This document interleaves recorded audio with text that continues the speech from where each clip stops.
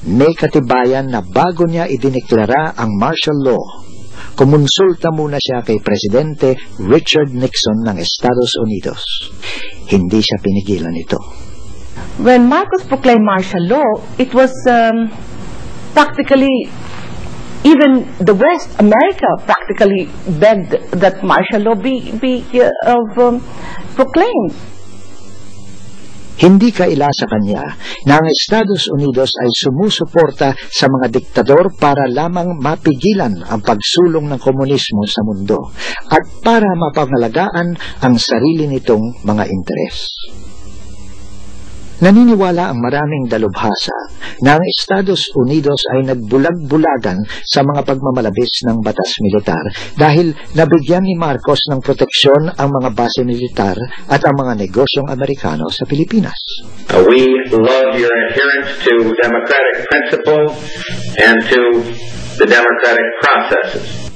Nang pumutok na ang EDSA noong 1986, nang nalalagay na sa peligro ang interes ng Estados Unidos dahil sa patuloy na pagsuporta nito sa rehimeng militar, ay saka pa lamang tuluyang binitawan ng Amerika si Marcos.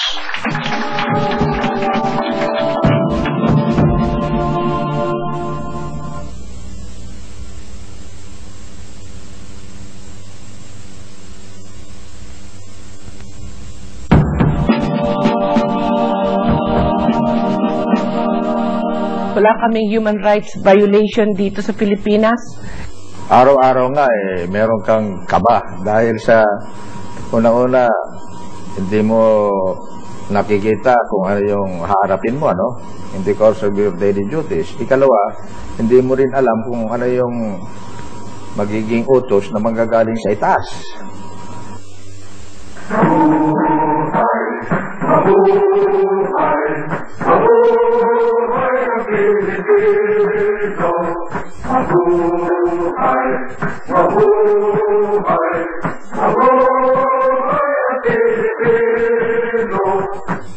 Ang tagapagpatupad ng martial law ay ang Armed Forces of the Philippines at salamat sa martial law, lalong naging makapangyarihan ng sandatahang lakas.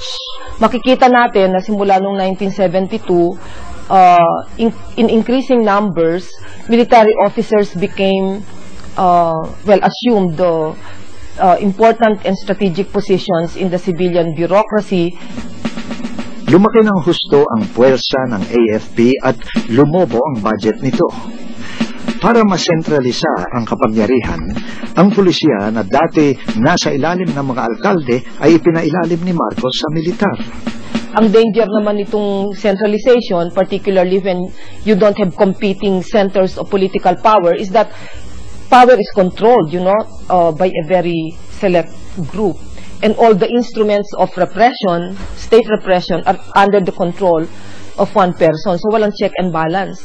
Binalasa ni Marcos ang militar para matiyak na ang nasa matataas na pwesto ay tapat sa kanya. Pinabura niya ang mga kapwa Ilocano pagdating sa promosyon. Ang pangunahing nakinabang, si General Fabian Ver. Kalalawigan at dating driver ni Marcos, si Ver ay naging isa sa pinakamakapangyarihang tao sa rehimeng militar. Well, he was so powerful. He even checked on the people I recommended for promotion to the president. Hindi matatawaran ang katapatan ni Ver kay Marcos. Ayon sa biru-biruan, kung palulundagin daw ni Marcos si Ver, ang isasagot nito from what floor, sir? Tatlong ahensya ang pinamunuan ni Ver, ang Presidential Guard Battalion, ang Intelligence Service of the AFP o ISAF, at ang National Intelligence and Security Authority o NISA. Ito'y mga intelligence agencies na may tungkuling mag-espiya sa taong bayan. When you change from a democratic system to an authoritarian system, you need to sharpen and empower the intelligence agencies of the government because you have to know where the sources of dissent are. The general order signed by President Marcos said that even civilians can be hauled before a military court. Pag dyan, wala ka na because the rules there are on rules on soldiers for military discipline. lopsided yan. Ang mga jueces yan, panay military officers, hindi mga civilian judges, hindi nga mga abogado yun eh.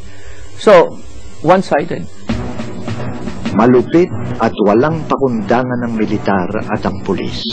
Sa ilalim ng rehimeng Marcos, ayon sa grupong Amnesty International, humigit kumulang na 70,000 ang ikinulong, 34,000 ang dumanas ng torture at 3,240 ang pinatay.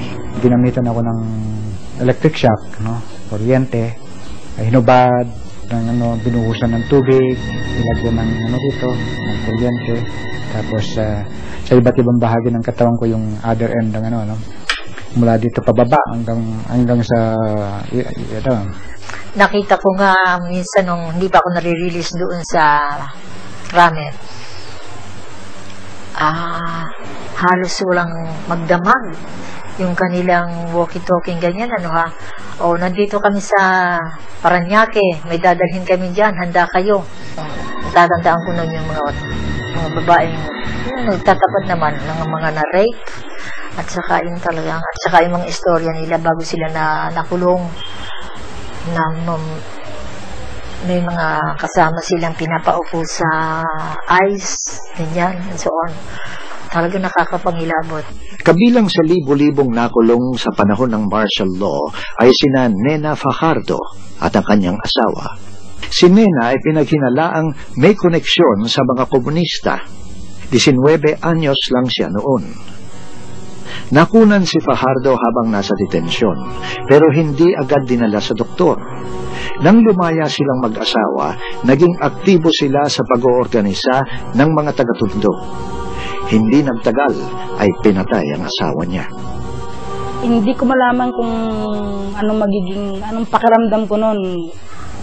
Kung madudumi ako, masusuka ako, basta hindi ko alam.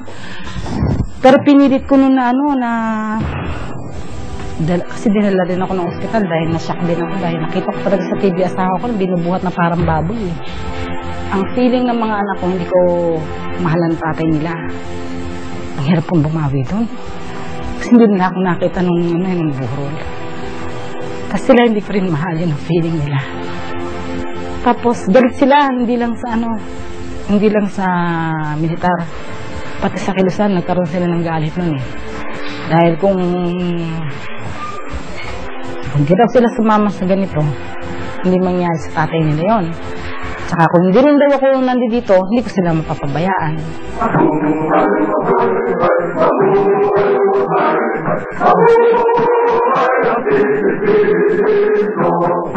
Karamihan sa mga kaso ng paglabag sa mga karapatang tao ay ibinintang sa Philippine Constabulary at sa Philippine Army.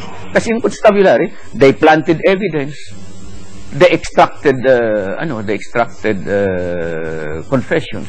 Sila ang talagang may makinarya na parang maka-obtain ng evidence. Itong President General Ramos, he was chief of the Philippine Constabulary. Now, that was the principal agency na maraming human rights violations. In fact, yung lahat ng mga inaresto yan, sila Ninoy, basta lahat yan, ang commitment orders doon, pirmado ni General Ramos. I should know that because I saw it. They were my clients. Meron din mga excesses ng mga intelligence officers protected by the bantel of yung arrest without warrant, dahil nga martial law eh. In any case, we sought to correct those excesses. Aminado ang nakapanayam ng mga opisyal at tauhang militar na ang martial law ay nakapinsala sa bayan. Pero wala ni isa man sa kanila ang umamin na may nagawa silang kasalanan. Iginiut nila na sumunod lamang sila sa mga utos na nanggaling sa itaas. A soldier only follows legitimate orders. If an order is illegitimate, it's not sound, he is not duty-bound to follow such an order. Everyone is responsible for one's act, nobody else. You cannot pass that on to the top and say, oh, sinabi niya sa akin yun eh. Hanggang ngayon, itinatanggi ng pamilya Marcos at ng iba pang dating opisyal ng diktadura na nagkaroon ng malawakan at sistematikong pang-aabuso. Pero sa isang importanteng kasong nilitis sa Hawaii, kinilala ng hukuman na may naganap na paglabag sa mga karapatang tao at hinatulan ang pamilya Marcos na bayaran ang humigit kumulang sa 10,000 biktima.